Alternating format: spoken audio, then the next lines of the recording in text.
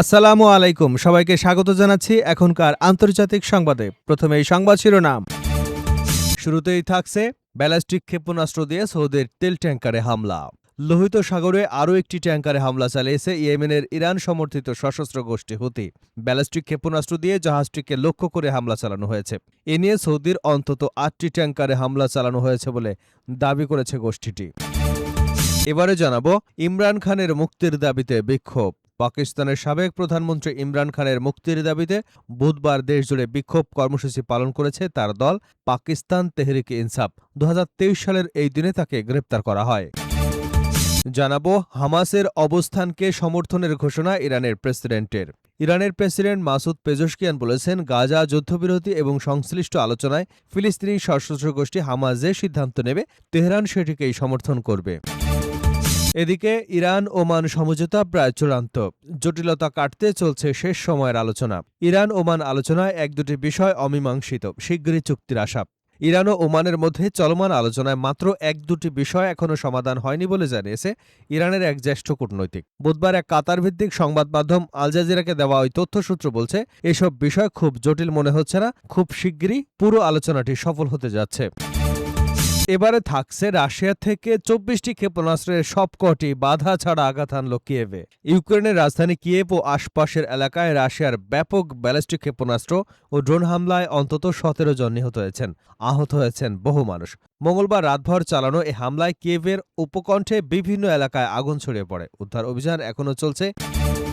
এবং সর্বশেষ জানাবো ইরান যুদ্ধে ক্ষেপণাস্ত্রের মজুদ ফুরাচ্ছে যুক্তরাষ্ট্রের। নতুন হামলা নিয়ে উদ্বেগ। ইরানের সঙ্গে চলমান সংঘাতে যুক্তরাষ্ট্রের গুরুত্বপূর্ণ ক্ষেপণাস্ত্র প্রতিরক্ষা ব্যবস্থার মজুদ উল্লেখযোগ্যভাবে কমে গেছে বলে জানিয়েছে মার্কিন সংবাদ মাধ্যম।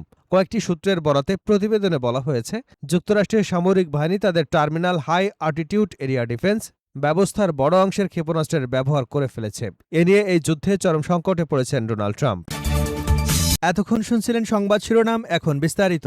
তার আগে আপনি যদি ইরানের পক্ষে থাকেন তাহলে চ্যানেলটি সাবস্ক্রাইব করে ভিডিওতে একটি লাইক দিন আর কমেন্টসে লিখুন স্ট্যান্ড উইথ ইরান।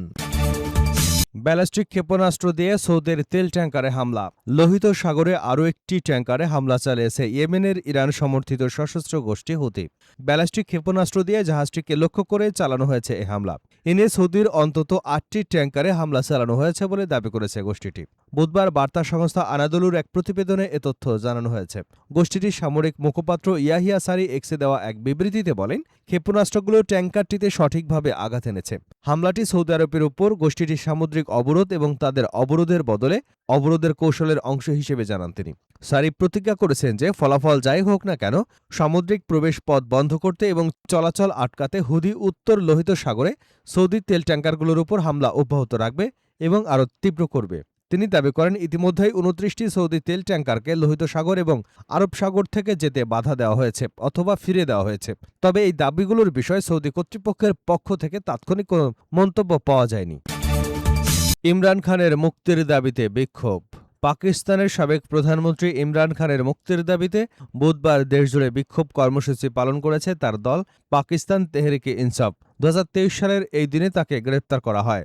এর আগে পিটিআইয়ের কেন্দ্রীয় তথ্য সম্পাদক শেখ ওয়াকাস আকরাম সংবাদ মাধ্যমে ডনকে জানায়, পেশোয়ারের বড় জনসভা হবে আর অন্য ৩টি প্রদেশে দলীয় ও আঞ্চলিক এবং স্থানীয় নেতারা নিজেদের সুবিধে মতো বিক্ষোভ কর্মসূচি পালন করবেন। তবে বিক্ষোভ হলেও কোনো ধরনের সহিংসতা হবে না বলে তিনি জানিয়েছেন। পাঞ্জাব প্রদেশে ইমরানের দল তেহরিকে ইনসাফের ২০ জনের বেশি কর্মীকে পুলিশ গ্রেপ্তার করেছে।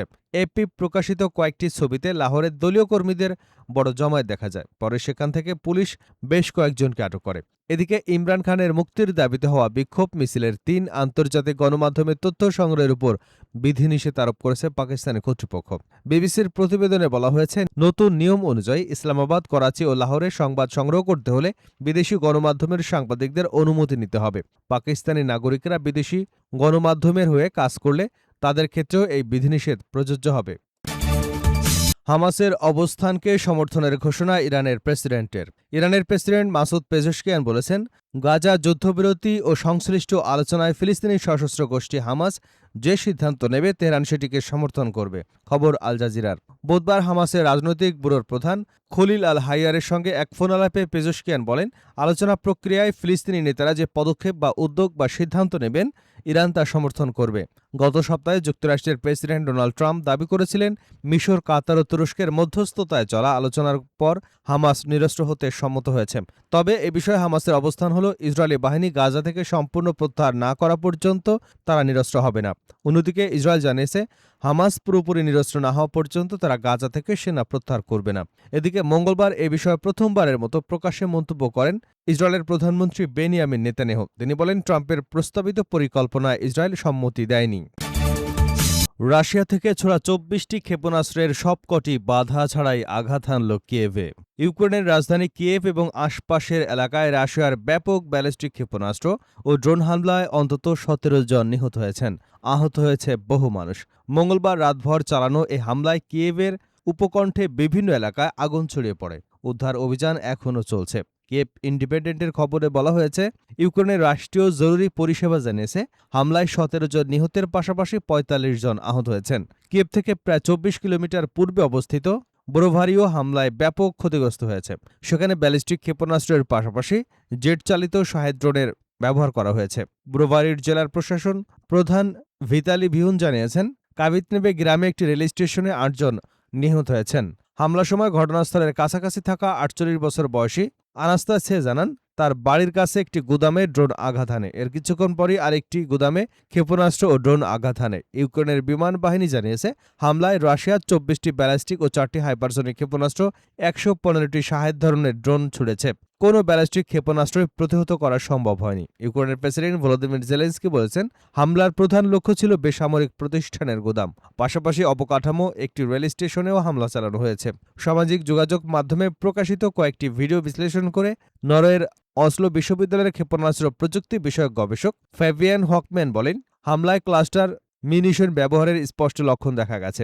জেলেনস্কি বলেন, ব্যালিস্টিক ক্ষেপণাস্ত্র প্রতিহত করতে সক্ষম প্রতিরক্ষা ব্যবস্থা থাকলেও হামলায় নিহতদের অনেকেরই প্রাণ রক্ষা করা সম্ভব হতো। তিনি মিত্রদেশগুলোকে ইউক্রেনের এ ধরনের প্রতিরক্ষা ব্যবস্থা সরবরাহে দেরি না করবার আহ্বান জানান। ইউক্রেন দীর্ঘদিন ধরে প্যাট্রিয়ট আকাশ প্রতিরক্ষা ব্যবস্থার ইন্টারসেপ্টর ক্ষেপণাস্ত্রের ঘাটতিতে ভুগছে। ব্যালিস্টিক ক্ষেপণাস্ত্র প্রতিহত করতে সক্ষম ইউক্রেনের হাতে থাকা প্রধান প্রতিরক্ষা ব্যবস্থা এটি। সাম্প্রতিক সপ্তাহগুলোতে রাশিয়া ব্যাপক হামলায় ক্ষেপণাস্ত্রের সংখ্যা বাড়িয়ে এই ঘাটতির সুযোগ নিচ্ছে বলে ইউক্রেনের কর্মকর্তারা নিশ্চিত করেছেন। ইরান ওমান সমঝোতা প্রায় চূড়ান্ত, জটিলতা কাটাতে চলছে শেষ আলোচনা। ইরান ওমান আলোচনায় ১-২টি বিষয় অমীমাংসিত, শিগগিরই চুক্তির আশা। ইরান এবং ওমানের মধ্যে চলমান আলোচনায় মাত্র ১-২টি বিষয় এখনও সমাধান হয়নি বলে জানিয়েছে ইরানের এক জ্যেষ্ঠ কূটনৈতিক সূত্র। বুধবার কাতার ভিত্তিক সংবাদ মাধ্যম আল জাজিরাকে দেওয়া তথ্যের ওই সূত্র বলেছে, এসব বিষয় খুব জটিল বলে মনে হচ্ছে না। ইরানি ওই কর্মকর্তা বলেন, অন্য কোনো পক্ষের ক্ষতিকর হস্তক্ষেপ না হলে আজ বা আগামীকালের মধ্যেই একটি চুক্তিতে পৌঁছানো সম্ভব হতে পারে। তিনি আরও জানান, ইরান ও ওমানের মধ্যকার মতপার্থক্যের কারণে হরমুজ প্রণালী বন্ধ হয়নি। প্রণালী বন্ধ বা পুনরায় চালু করবার বিষয়টি নির্ভর করবে যুক্তরাষ্ট্রের এমন কোনো পদক্ষেপের উপর যা আন্তর্জাতিক আইন লঙ্ঘন হিসেবে বিবেচিত হবে। এদিকে ইরানের পররাষ্ট্রমন্ত্রী আব্বাস আরাকচির ইসলামাবাদ সফরের কোনো পরিকল্পনা আপাতত নেই বলে জানান ওই কূটনৈতিক সূত্র। তবে কূটনৈতিক প্রক্রিয়ার অগ্রগতির উপর নির্ভর করে পরবর্তী সময়ে এমন সফরের আয়োজন করা হতে পারে।